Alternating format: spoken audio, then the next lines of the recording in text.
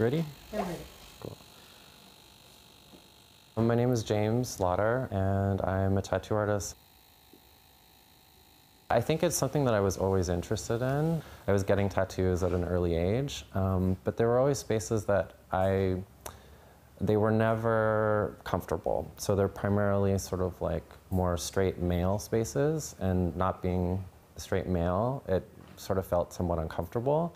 And so it seemed very transactional. So I'd go into those spaces and I would get tattoos, and that was kind of it. I didn't really want to talk because I didn't want to sort of, I don't know, make the situation weird because this person is making a permanent mark on your body.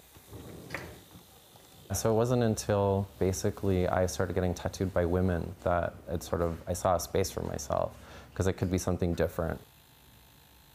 In terms of making the space like queer focused, working in the queer community and people that get you, there's a lot of shorthand that's not needed. And I think also my experience of having been tattooed in spaces that maybe weren't, queer or outwardly queer, just kind of highlighted to me that other people would also appreciate being in spaces where there were other queer people, and just space where people are comfortable and feel like they can be themselves.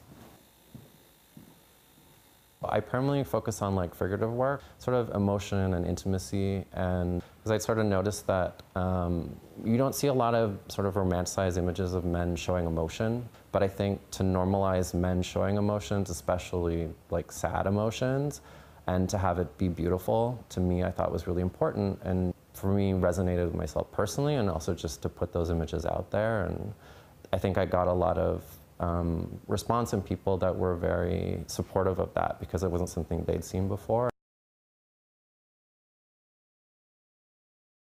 Like a big part of this job for me is the connection that I have with people, and I want it to be a positive interaction because they're going to have this mark on their body for their entire lives.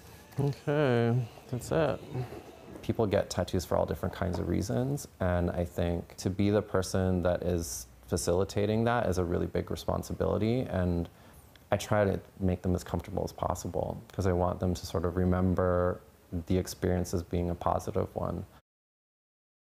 I feel really lucky that I get to do this as a living. It's not something I ever thought I would be able to do, especially focusing on like queer work and working within the queer community. So I just feel really lucky every day that I get to do that.